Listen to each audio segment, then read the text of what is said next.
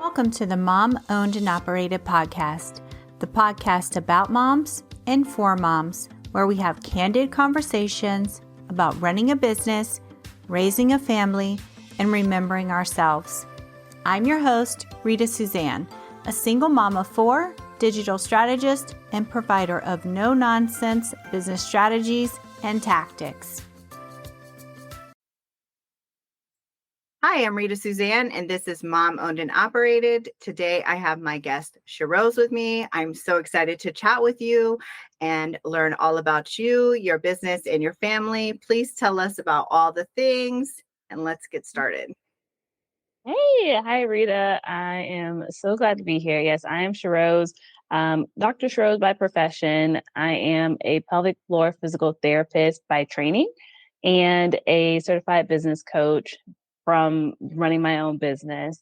I am owner of Rose Pelvic Physiotherapy in Huntsville, Alabama. And yeah, I'm a mom of two, like rambunctious boys, 6 and 3. And wife, my husband's great, whatever. And yeah, so I work with moms and folks to just help them clear some of their mind blocks and things like that within my practice. Love it. So how did you get started in your business?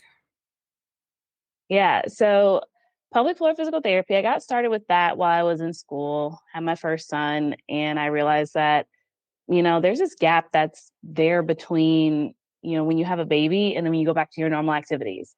And there's really no one in that space. And so worked for a couple people and just wasn't getting the flexibility that I needed as a mom and understanding. So I was literally 1 year postpartum when I started my business with the little baby. And I was like, you know what? I just have to do this. I'm having panic attacks on my way to work. So I want to be home. I want more flexibility with stuff. And that's how I got started in pelvic floor physical therapy. And then as I was building out that practice and meeting everyone and making all these connections, I'm having conversations with other business owners. And I'm just like, hey, if you did this or change it this way, you can make a lot more money and you'd be a great resource for me to send people to. And they were like, oh, okay, cool. And they're like, you know what? I made money doing that. And I was like, wait a minute, you're making money off of these suggestions of ways that you can serve my people. There's something to this. I had a conversation with one of my really good friends, told her to read a book, and she went off and made $40,000 the following couple weeks. Wow. And I was like, wait a second. I'm so proud of you. Congratulations.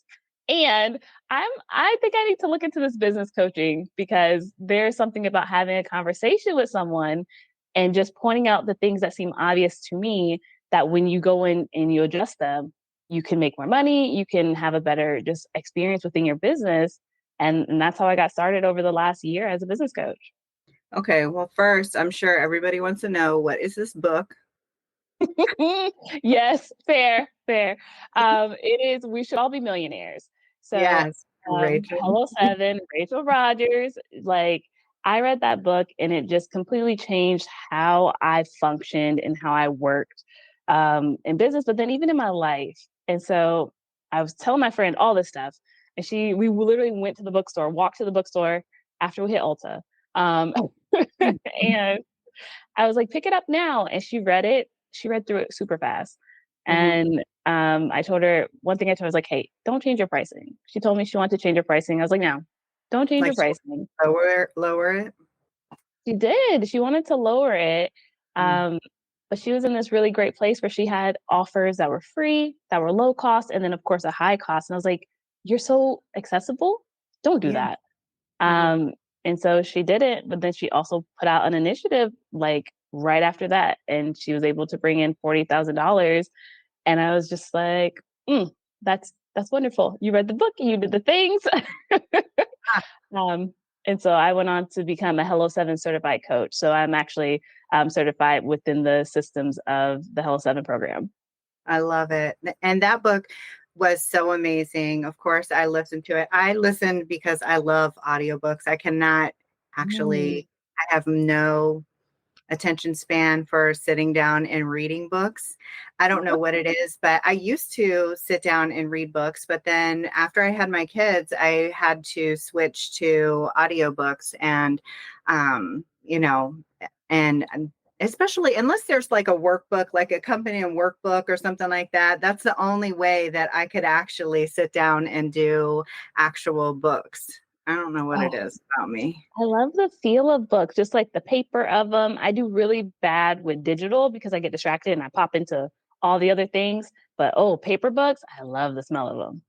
Yeah, I mean, I do. I have a whole bunch of them, but I just cannot focus long enough. Hmm. I don't know what it is, but I'll listen to audiobooks on bike rides or walks or in the car when I'm going to the gym or something like that. So I feel like that's my time to really listen and kind of take note. And then I'll stop and I'll make notes in my little, in my notes app and all of the things. And that book was definitely, it's on my list of one of my favorites.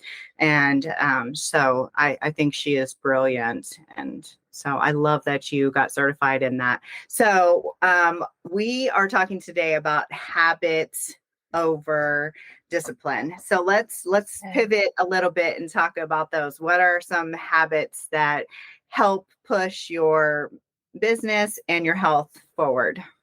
Oh man. So when I was thinking of, ways to help people, and you look at it like, okay, discipline and motivation, they get you far. But habits really honestly can get you so much further. I personally would not like just depend on my own discipline and motivation because some Yeah. days it is just not there. Like it's not there. But I know that I have to get up and brush my teeth every morning. And so Mhm. that's a habit that I can do. So there are 7 that daily, with these habits, you can go on and just be on top of stuff. One of those is connecting with your squad, Mm. right? So connecting with the people around you that give you the energy, that can build you up, that can be honest with you. Those are sometimes the ones that I don't want to talk to, but I need to. That's right. They're the ones that push you the most. I'm that person. So I'm like, So yeah, so what you need those people in your life. mhm, Then another one is looking at your money, mhm. right? I So agree. that can be a motivator, right? Looking at your money can be like, ooh, I don't like what that number looks like. Let me go out and push a little more. Exactly. Or it's like, hey, I've done all this pushing and I'm in a really comfortable place right now. Let me pause here and we can focus on maybe some other systems that we need to work on. Mhm. Um, I'll tell you personally, that was one that I avoided doing for so long. Looking at your money. Oh, because it was so terrifying. Like financials for Mm, me were just like, let me ignore it. There's something coming in and going out. I'm okay. Um, one of the other ones is moving your body. mhm. So when we're talking about health, we're talking about wellness. Moving our body is such a big just part of being able to function within our day. Um, as a pelvic floor therapist by training, like I'm a movement specialist. So finding different ways to move freely that give you the energy that you need, and then allow you to feed back into what you have to do for that day. Um, so one of my favorite though is delegating a task on your to-do list to someone else, Yeah. like someone or something else. So, like, if you're thinking of cooking dinner, is there a way that you could do some meal prepping, or could you order out? Or if you have to pick up dinner, could you have someone else pick it up and bring it to you? Um, that one is a tough one because we like to feel like we can do all the things. And I get so tired of doing all the things. I don't know about you. Um, Used to do all of the things. One of the other things is to set or enforce a boundary. Mhm. So setting boundaries can be easy. It's like, no, I don't want to work after 3 o'clock. So I'm not going to work after 3 o'clock. But then you get that person that comes in and there's like, hey, I really can only get there at like 4. Could you please let me come in? And enforcing that boundary is truly the part where it's like, hey, you really have to dig down deep, say no, even though it might suck or might hurt your feelings, and really enforce what you've already said that you can't adjust for. Right. Um, one thing that I think folks have kind of gotten into place of is kind of thinking $1 million thoughts or positive thoughts, like affirming thoughts. That's a huge one because when you're able to speak into it and you're able to, see what the future looks like, you're able to really work towards that. And then, of course, the last one is doing one money generating activity. And that's just, maybe making that call that you were going to put off till tomorrow, right? Or, reaching back out to that person that you've kind of been putting off. So, doing one thing that's going to generate money for you a day is going to help you just continue to build that habit, right? You're going to want to make more money because you've now done this every day. Yeah, definitely. I think that a lot of times people are, business owners get so caught up in the busy work that they don't actually think about the sales aspect, right? Or the marketing. They're into the busy work, and then they're like, I don't understand why I'm not making money. And those are kind of what I would consider profit leaks, right? You're leaking money over here because you're missing this opportunity to generate some income. Yeah, which, we get caught down in like that busy work is so easy, right? Because we're accustomed to that, like answering the emails or getting back on those calls and things like that. But there really is just when you get on a money generating type of activity, you're just like, oh no, this is a sales call. This is going to, right this moment, that invoice is going to be paid and I'm going to get money in my account. That's a whole different type of feeling. Yes, I know, but they feel like they're doing something, right? Because they're actually doing something that they think is moving the needle forward, but they're really not. And so I try to, help people understand, like, well, we're really not. Like, posting on social media is great, but is it actually a sales activity? Not always, right? It's not always. It really depends on everything, really. Oh, and social media is such a like that can be it's so enticing Yeah. because you get that immediate sometimes like, ooh, people liked it. Ooh, people are commenting. And you get that validation that we were talking about a little bit earlier. But it's also like, are you getting people from social media? Are people, scheduling calls with you? If not, you're just kind of having fun, which Yeah. isn't bad, but it's not moving you forward. Exactly. Right. And really knowing your numbers, that's part of it. Right. And that's like knowing those financials and knowing, Mm, and so I always tell people, look at their numbers at the end of the month, right? Look at your sales numbers, look at your looking at your bank account and looking at those numbers, or looking at like whatever you're using for your QuickBooks or your FreshBooks or whatever you're looking for your numbers. What are you mm, selling? What are you selling the most? And that will let you know where you should be spending your time, right? Like, why are you focusing trying to sell this offer when this one is making more money for you? And, yeah. I think that a lot of times people get stuck in that, and they're not really looking at the data to kind of back up the activities that they're doing. And then they kind of get lost in the whole process and lost in the sauce. And, that's what happens though when you're doing it by yourself, right? Yep. Like, it's a lot. And that's why it's important to have a team, delegate, kind of, get a coach, get somebody else to kind of come in and help you, because oftentimes we're so close to our Mhm. businesses. It's hard for us to see anything else. And so I think that that's why it's important. Like you said, you came in and you advised them, like, hey, like, do these, like, make these tweaks. And they made the tweaks, and it helped you and it helped them. And I think that, that's important for people to do. So why should people rely on habits versus like motivation or discipline? Because, oftentimes we're like, oh, I'm not motivated. I'm not disciplined Mhm. to do this. How do you form more habits over discipline or habit or motivation? Yeah. So just like when I was talking about, brushing your teeth in the morning, right? At some point, our parents, or maybe we self taught ourselves, like, hey, we got to get up every morning, we got to brush our teeth, get ourselves dressed, and start our day. And that's a habit that we formed every single day. Now, I don't know about y'all, but brushing my teeth at night was a habit that even still I struggle with. I Get did not lazy. I get lazy. I get in bed. I'm like, oh, the sink is so far.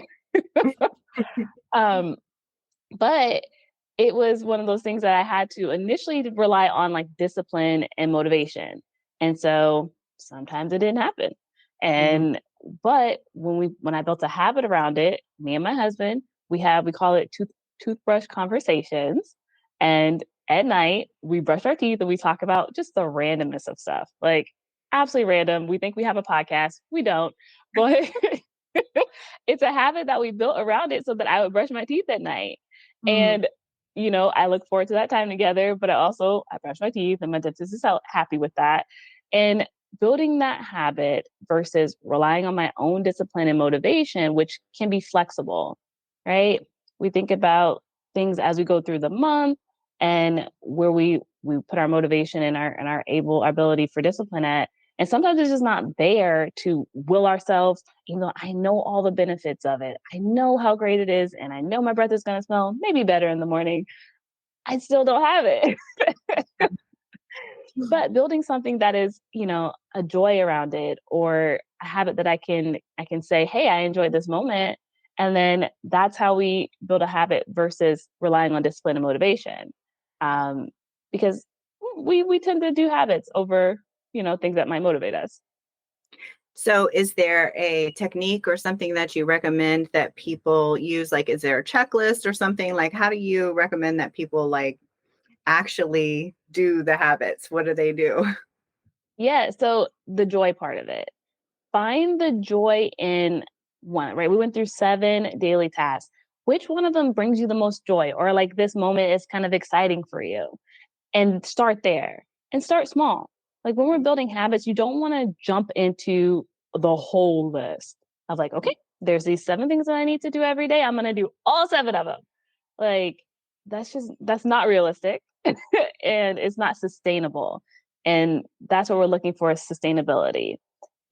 Just like when we're starting a workout program, I have people who are just like, I'm going to work out 5 days this week. And I'm like, why? Can we start with 1 or 2 days?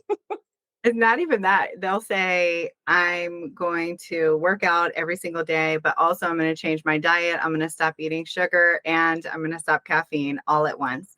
Right. So you What? can't do all of the things at one time. Let's just start slow because otherwise you get overwhelmed and then you do nothing. And Yes. that's typically the problem, especially when it comes to our health, right? Like we're like all or nothing when it comes to, Hmm. and that's what I see the most when it comes to, but that's why it's important to have that accountability and have somebody else to help you through the process. So is that something that you help people through, is kind of like sticking to those habits and kind of, maintaining the process of going through them? Yeah. So finding things that bring you joy, that bring you peace, that can clear up a little bit of the clutter in your mind. That's where we start. And then yeah, the accountability of it. So having someone who's there, part of that is your squad, right? Finding those people who can keep you accountable where it's like, hey, you said you were gonna do this yesterday. Did you have a chance to do it? Why didn't you do it? That can be your coach, but it also can be, that business partner or that best friend who knows how you function. And yeah, but that is a place that I do help people just give them that accountability of like, okay, we said these 3 things that we were going to do this following week. Why didn't we do them? Or why did we do them? Getting to the core of like, oh, I was just so tired. Okay, well, why were you tired? Well, because I stayed up watching this movie. Well, why did you stay up watching that movie? And so really getting to the core of the why, it's almost like having like your 2-year-old, like, why? Right. If you go into it with that, and then you can have that ability to be more accountable to the things that you are setting into place, the habits that you're creating. So I know that you help people with their businesses, and I know that you have the pelvic floor therapy. Is that something that you only do locally, or is that something that you do online remotely as well? Yeah. So for business wise, I do that all over the world, all over the Okay. place. Any business owners I work with. I love my local, community, of course, because it's just easier to connect in person. But I Mhm. also love virtual setting. Same thing with pelvic floor therapy. I work with people locally in person. This is actually my office location in downtown Huntsville that I'm in right now, but I do virtual as well. It's all about accessibility, because sometimes you just don't have those resources close.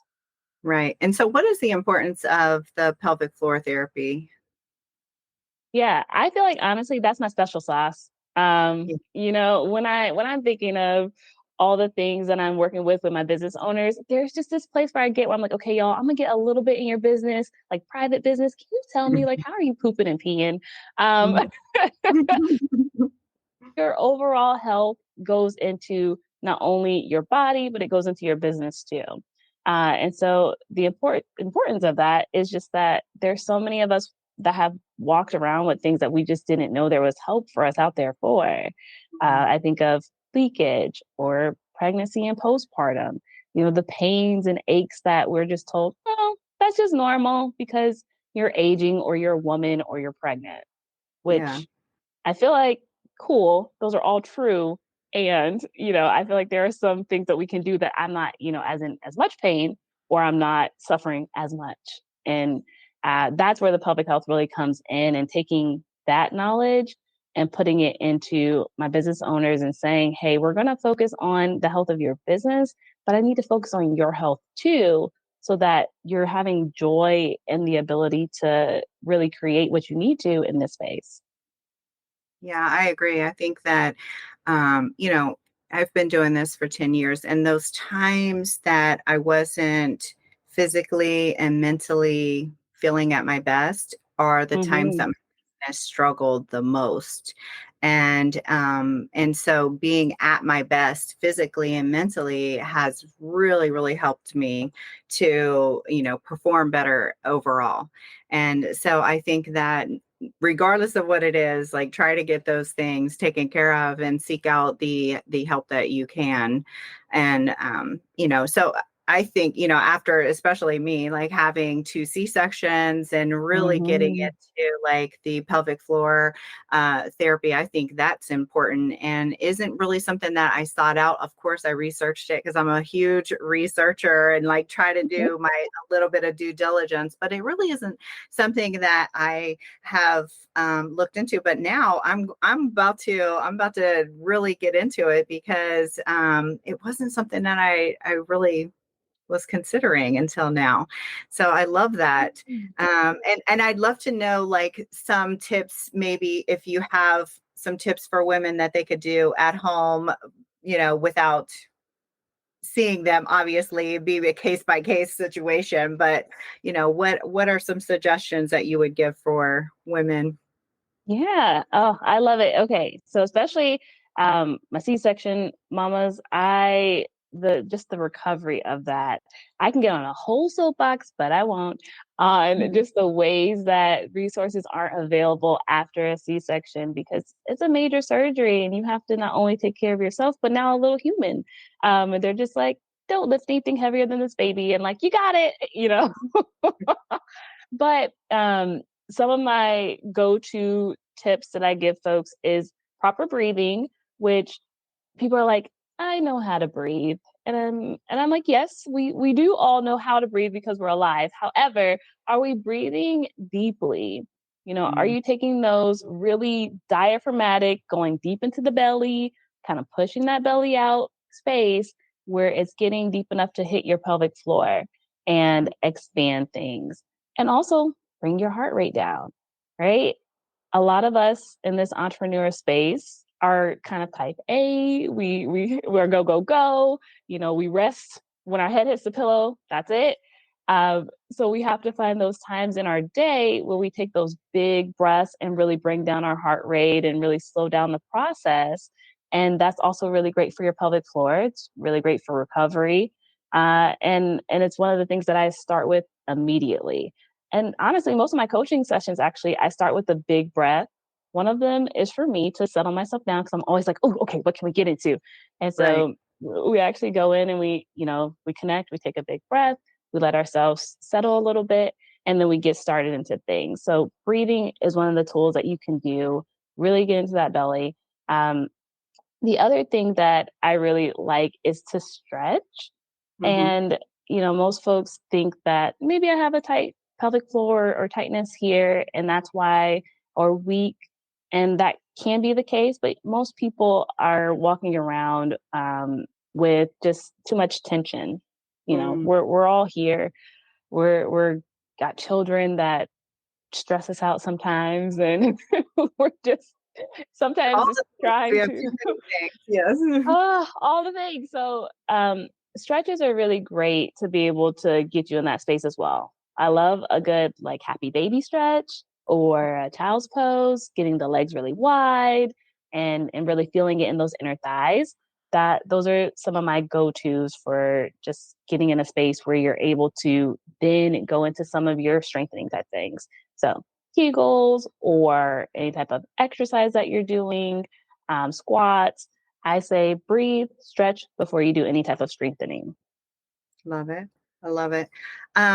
Okay, so the last thing that I always love to talk about is self-care. And one of the reasons why I started this podcast was because I was going through some things and I wanted to know how other moms are able to raise their families, run a business, but more importantly, remember themselves, because at the time I wasn't really doing a good job at taking care of myself. And so I like Mm. to touch base with other moms and see how they are remembering themselves. And so tell us how you are doing that. Oh man, I've actually had to do a reset of my self-care.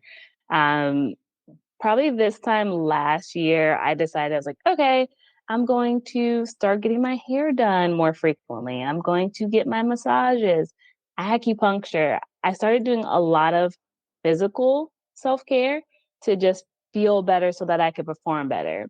And recently, over the last couple weeks, I have a colleague actually who wrote a book on the different types of self-care.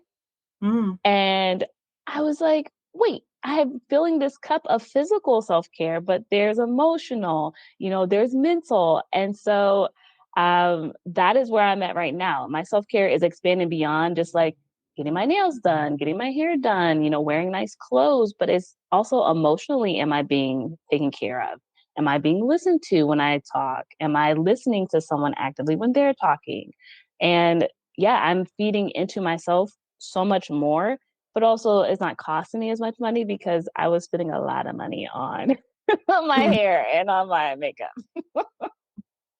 Yeah, I like to say that in the beginning, a lot of times women would bring up, getting their hair done or their nails done or things like that for self-care. But then the more that we would dive into it, the more we would kind of talk about self-care just being like maybe taking a bath by myself or locking myself in the bathroom and being like just for 5 minutes so that I could catch my breath, just or Mhm. sitting in the car alone, just just for a moment, and those things just to help reset your mind, because oftentimes we just have so many things, as you mentioned, just going on. And I think that often we as a society like associate self-care with the pretty, like the getting our nails done, Mhm. going to the spa and all of those things. And that's not, those are great things, don't get me wrong, and they can feed your soul, but that's not necessarily, those are not all you need.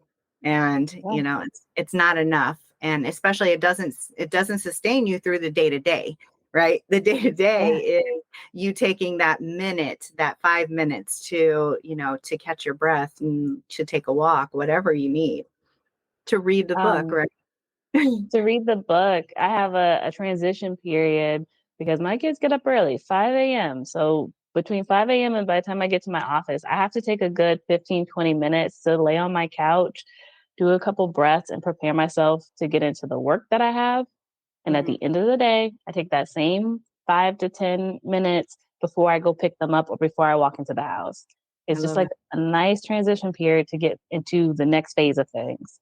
Yeah, I love that. I think that that's a good way for you to, to let that day go, let that aspect go, and then come in fresh with a fresh, clean mind of whichever way you're transitioning.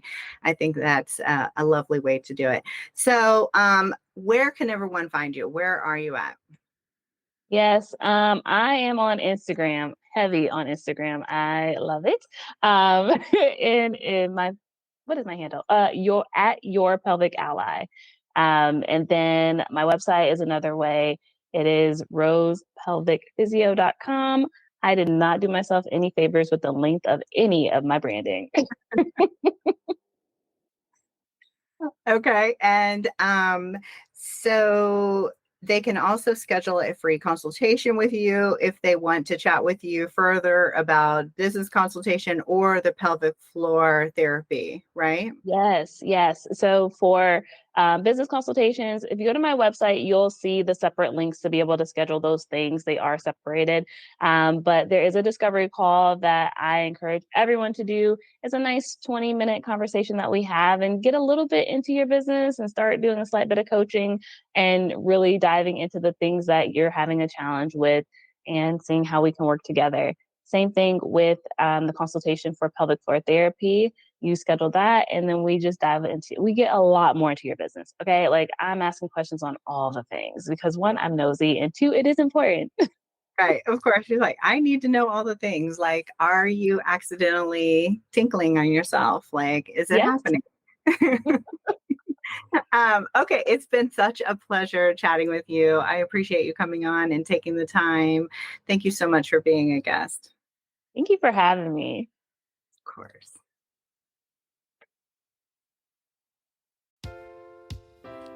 And there you have it. I want to encourage you to remember that being a mom who runs her own business is not easy. We all struggle, but just keep moving forward and don't forget to make time for yourself. As moms, we are usually the first thing to go to the bottom of the list. If your business is overwhelming you and you need real solutions, not just some sugar-coated suggestions, apply to work with me at ritasuzanne.com/apply.